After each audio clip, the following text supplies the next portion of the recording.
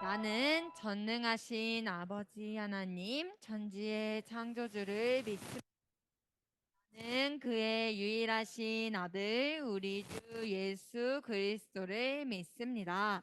그는 성령으로 잉태되어 동정녀 마리아에게서 나시고 본디오 빌라도에게 고난을 받아 십자가에 못 박혀 죽으시고 장사된 지 사흘 만에 죽은 자 가운데서 다시 살아나셨으며 하늘에 오르시어 전능하신 아버지 하나님 우편에 앉아 계시다가 거기로부터 살아있는 자와 죽은 자를 심판하러 오십니다.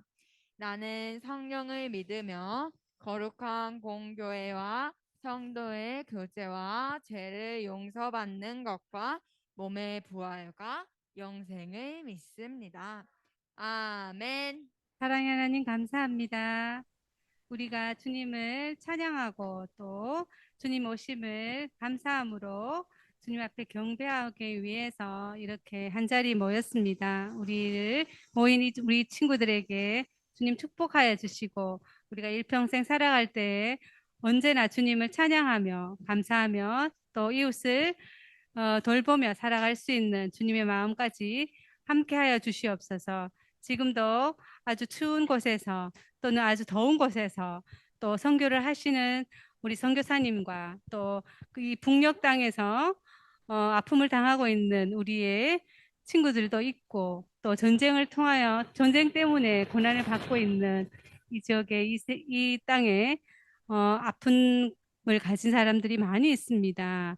그들을 위해서 오신 예수님, 그들에게 위로와 사랑을 더하여 주시옵소서. 우리 또한 그들을 위해서 기도할 수 있는 마음과 또 사랑을 가진 자로 자라갈 수 있도록 언제나 도와주시옵소서. 오늘 예배를 통하여서 주님, 더욱더 주님의 사랑을 또 느끼고 주님을 따라 살아갈 수 있도록 다짐하는 우리 친구들이 될 수 있게 하여 주시옵시고, 말씀을 주신 하나님, 말씀 따라 살아가는 우리 모두가 될 수 있도록 성령님 함께 하여 주시옵소서. 또한 우리가 예물을 드렸습니다. 이 예물이 쓰이는 곳에 주님의 이름만 나타날 수 있도록 도와주시옵소서. 감사합니다. 예수님 이름으로 기도드렸습니다. 아멘. 이사야의 예언이 있은 후 무려 700년이나 흘렀다고 이야기를 했어요. 네. 네. 이사야의 예언이 있고 700년이 흐르는 동안 이스라엘은 힘이 센 나라 로마의 지배를 받고 있다고 이야기를 지난주에 했었는데, 그 로마의 지배를 받고 있는 그 도중에 그곳에 이스라엘의 땅에 마리아랑 요셉이 살고 있었는데, 마리아랑 요셉은 서로 아직 결혼은 하지 않았지만 앞으로 결혼을 약속한 약혼한 사이라고 이야기를 했었죠. 그리고 어느 날 그 마리아에게 하나님께서 보내신 천사가 나타나서 너가 임신을 하게 될 건데 이제 너가 낳는 그 아기는 사람의 아들이 아니라 하나님의 아들이 될 것이다, 이러한 이야기를 해주었고, 그렇고 또 이제 다시 그 요셉의 그 마리아의 약혼남이었던 요셉의 꿈속에도 그 천사가, 하나님께서 보내신 천사가 나타나서 요셉에게도 너의 약혼녀인 마리아가 임신을 하게 되었는데 그 임신은 사람의 능력으로 임신을 한 것이 아니라 하나님의 능력으로 하나님의 아들이 그 마리아의 뱃속에 있으니까 무려 10개월 동안 그 하나님의 아들이 잘 이렇게 다시 나올 때까지 옆에서 잘 보살펴 주고 있으라고 그 이야기를 해 주었어요. 그래서 마리아와 요셉은 하나님을 너무나 잘 믿고 있었던 아주 우리 친구들처럼 믿음이 좋은 사람이었기 때문에 하나님의 천사가 그 해준 이야기를 잘 듣고 믿음으로 간직하고 있으면서 보내고 있었는데, 그런데 이때 그 이스라엘은 아까 어디 나라의 지배를 받고 있었다고 했죠? 네, 맞아요. 로마의 지배를 받고 있었는데 이때 당시는 로마 그 황제의 힘이 엄청 셌어요. 그래서 하나님의 말씀은 듣지 않아도 로마 황제의 그 이야기는 무조건 꼭 지켜야 되고 들어야 하는 그 정도로 어찌 보면은 하나님보다 위에 있다고 해도 과언이 아닐 정도로 로마 황제의 힘이 엄청 셌는데 이때 로마 황제가 법령을 하나 내립니다. 어떠한 법령을 내리냐면은 모든 성인 남자들은 자기가 태어난 고향으로 가서 호적 등록 신고를 하라는 명령을 내려요. 우리 친구들은 다 고향이 어딘가요? 포항이에요? 네, 그죠. 맞아요. 포항인 친구도 있고 서울인 친구도 있고 목사님은 전라남도에 있는 목포라는 곳에서 왔거든요. 이런 것처럼 이때 당시에 로마의 황제가 각자가 그 태어난 곳에 가서 호적 등록을 하라고 했었는데 네, 그 요셉은 그 지금은 네, 한 장 넘겨주세요. 요셉은 어, 호적 등록을 하기 위해서 요셉도 역시나 임신한 그 마리아를 데리고 이제 그 요셉의 고향으로 나귀를 타고 이동을 하게 됩니다. 그래서 요셉이 지금 원래 있었던 곳에는 저기 빨간색 화살표가 있는 나사렛이라는 그 동네에 있었는데 요셉의 고향은 어디였을까요? 네, 저기 밑에 빨간 점 있죠? 네, 저기 베들레헴이기 때문에 임신한 마리아를 데리고 당나귀를 타고 저 멀리 있는 베들레헴까지 이동을 하게 되는데 무려 이 거리가 170km, 어마어마하죠. 그래서 정말 그 힘들어하고 있는 그 임신한 아내 그 마리아를 데리고 나사렛에서 출발해서 베들레헴까지 오게 되는데 딱 근데 베들레헴에 왔더니 이들만 있는 게 아니라 모든 사람이 베들레헴에서 태어났던 모든 사람들이 다 그 로마의 그 로마 황제의 그 이야기를 따르기 위해서 다 호적을 등록을 하기 위해서 요셉의 식구만 온 게 아니라 너무나 많은 사람들이 왔기 때문에 그 도무지 빈 방이 없었어요. 그래서 이제 그 더 이상 아무 데도 갈 데는 없고 마리아는 이제 어느덧 10개월이 다 돼가지고 아기는 이제 금방이라도 나올 것 같아서 도무지 어디서 아기를 낳아야 할지 모르고 있는 이 상황 가운데 요셉은 어쩔 수 없이 여관도 아니고 병원도 아니고 정말 그 동물들이 있는 옆에 보니까 돼지도 있고 양도 있고 말도 있고 이러한 동물들이 살고 있는 그 동물들이 살고 있는 그 마구간이라고 할까요? 이런 곳에서 마리아는 아기를 낳게 됩니다. 그래서 그 정말 어떻게 보면은 마리아가 낳았던 그 임신했던 이 아들은 사람의 아들이라고 했나요? 하나님의 아들이라고 했나요? 네, 하나님의 아들이라고 했죠. 그래서 하나님의 아들이기 때문에 하나님의 아들이지만 하나님의 모습으로 왔을까? 아니면 우리와 똑같은 모습으로 왔을까?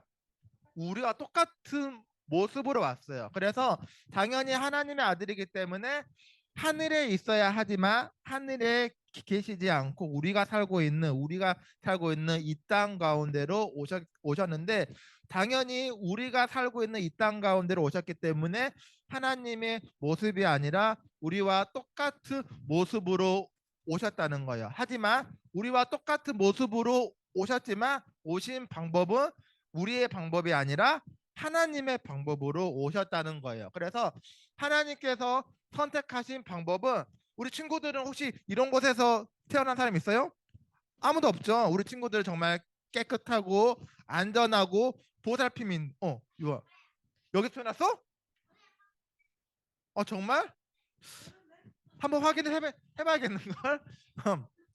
알겠어. 맞아. 옛날이라면은 물론 그럴 수 있는데 요즘에는 뭐 이런 데서 하다못해 그 동물들이 있는 지푸라기가 있는 곳에서는 아기가 태어나지 않는데 하나님께서 택하신 방법은 예수님을 우리와 똑같은 방법이 아니라 하나님의 방법으로 그 태어나게 하셨기 때문에 이곳 가장 어찌 보면은 가장 허름하고 낮은 곳으로 오게 했다는 거예요. 왜냐하면은 그 이유는 예수님 하나님의 아들이 이 땅에 오신 이유는 정말 어둠도 없고 빛이 없고 희망도 없고 소망도 없는 곳에 어둠 가운데 빛을 주고 절망 가운데 소망을 주기 위해서 그리고 로마의 압제 속에 있었기 때문에 희망을 주고 해방을 주고 구원을 주기 위해서 오셨기 때문에 우리를 죄에서 구원하기 위해서 오셨기 때문에 세상적인 방법으로 우리들을 구원하는 게 아니라 하나님의 방법으로 우리를 구원하기 위해서 오셨다는 거예요. 우리가 세상적인 방법으로 세상을 구원한다고 생각을 한다면은 어떤 게 있을 거냐면은 힘이 센 사람이거나 혹은 돈이 많은 사람 아니면은 권력이 있는 사람 아니면은 아는 것이 많아서 똑똑한 사람 이러한 사람들이 세상을 구원할 것 같은데 이거는 세상적인 방법이라는 거죠. 하지만 하나님께서는 하나님의 아들 예수님을 보내실 때 우리가 생각하는 그런 세상적인 방법으로 세상을 구원하고 아름답고 평화롭게 하는 것이 아니라 하나님의 방법으로 세상을 아름답고 평화롭게 하는 거였는데 하나님의 방법이 뭐였냐면은 우리 아까 좀 전에 본 것처럼 그 가장 낮은 곳으로 오게 했던 예수님이 섬김을 받으려고 이 땅에 오신 것이 아니라 오히려 반대로 섬겨주기 위해서 오셨다는 거예요. 그래서 하나님께서 택하신 방법은 높은 곳에 있어서 힘 약한 사람들을 이렇게 뭐라고 하는 것도 아니고 정말 돈이 많고 권력으로 세상을 평화롭게 하는 것이 아니라 내가 먼저 낮아지고 내가 먼저 누군가를 사랑하고 내가 먼저 솔선수범하고 내가 먼저 배려하고 내가 먼저 움직이고 내가 먼저 누군가를 사랑함으로써 내가 먼저 희생하고 내가 먼저 섬겨줌으로써 이러한 하나님의 방법으로 세상 가운데 평화를 주기 위해 오셨다는 거예요. 그렇기 때문에 예수님이 이 땅에 오신 거 정말 그 동물들이 살고 있는 그 마국강 그 가장 낮은 곳으로 오신 것도 세상적인 방법이 아니라 하나님의 방법으로 오셨다는 것입니다. 바로 이 날이 바로 성탄절인데 정말 어떻게 보면은 예수님한테는 정말로 그 하늘에 있는 하나님께는 이 날이 큰 영광이 될 것이고 이 땅 가운데 살고 있는 여러분과 우리들에게는 큰 평화가 있다고 이야기를 하고 있습니다. 그래서 우리가 이렇게 기쁘고 정말 기쁘고 축하할 수 있는 날에 우리가 정말 전심을 다해서 기쁨 마음으로 성탄절을 준비를 하고 있죠. 그래서 우리 친구들이 좀 전에 예배드리기 전에도 그렇고 지난주부터 해서 우리가 계속 성탄절을 축하하기 위해서 우리가 열심히 준비하는 게 있잖아요. 그래서 우리가 그런 것을 준비하는 것이 단순히 발표를 하기 위해서 하는 것이 아니라 예수님이 오셨다는 그 소식을 듣고 옆에 있던 많은 목자들, 많은 사람들이 정말 진심으로 축하하고 정말 기뻐하고 예배하고 찬송을 불렀다고 이야기를 해요.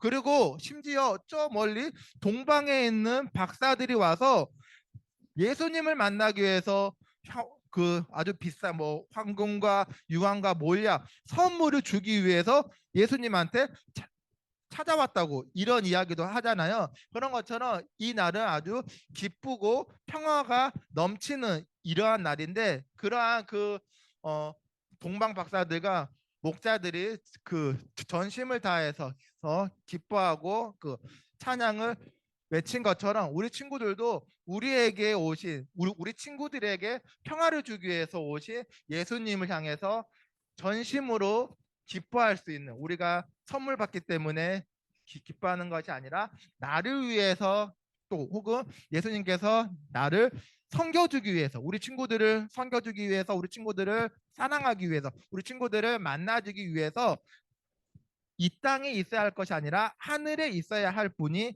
우리에게 오셨다는 것을 감사하는 마음 그리고 우리가 이러한 은혜를 입었다는 그러한 우리가 마음을 가지고 우리가 이번 마지막 한 주 대림절을 보내고 또 우리가 다음 주에 성탄절을 기쁜 마음을 우리가 다 같이 우리가 누릴 수 있는 우리 유년부 친구들이 되기를 바라겠습니다. 함께 우리 기도하고 말씀 마치도록 하겠습니다.